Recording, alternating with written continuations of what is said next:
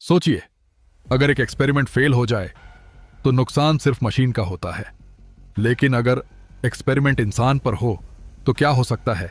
Suddenly एक पूरा ship ice के सामने डिसअपियर हो जाए और फिर कुछ सेकंड्स बाद वही शिप वापस आए, लेकिन अंदर के लोग वैसे न रहे।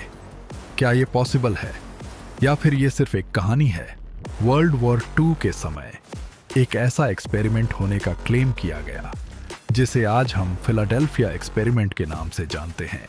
हाय, welcome to V power maps, जहां हम दुनिया के पावर, हिस्ट्री और रियल स्टोरीज को सिंपल तरीके से समझते हैं। आज का वीडियो सिर्फ एक एक्सपेरिमेंट के बारे में नहीं है, बल्कि उसके कॉन्सिक्वेंसेस के बारे में है। 1940 के दशक का टाइम था। वर्ल्ड वॉर 2 चल रहा था। हर कंट्री एक रेस में थी। टेक्नोलॉजी की रेस। रेडार सिस्टम पावरफुल हो चुका था, जो शिप्स और एयरक्राफ्ट को डिटेक्ट कर सकता था।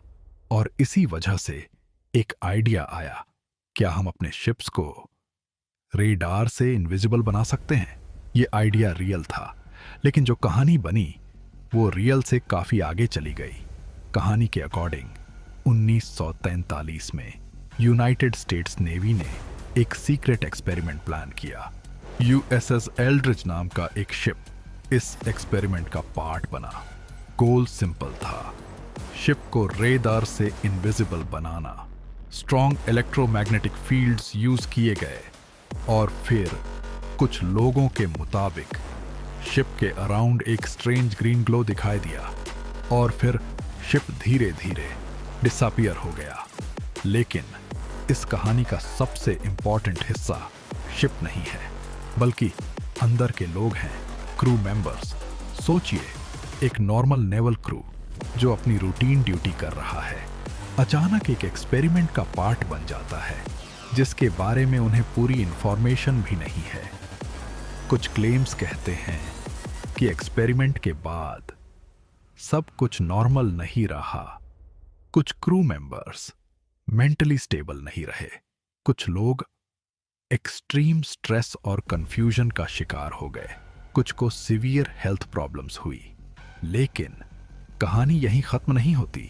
सबसे शॉकिंग क्लेम यह है कि जब शिप वापस दिखाई दिया, कुछ क्रू मेंबर्स नॉर्मल कंडीशन में नहीं मिले, बल्कि उन्हें ऐसे देखा गया जैसे वो शिप के मेटल स्ट्रक्चर के साथ फ्यूज्ड हो गए हो, जैसे इंसान और मशीन एक ही स्ट्रक्चर का हिस्सा बन गए हो।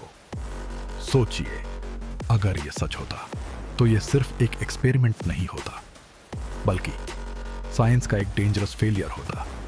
लेकिन यहां एक बहुत इंपॉर्टेंट बात समझना जरूरी है। इनमें से किसी भी क्लेम का कोई साइंटिफिक या ऑफिशियल प्रूफ नहीं है।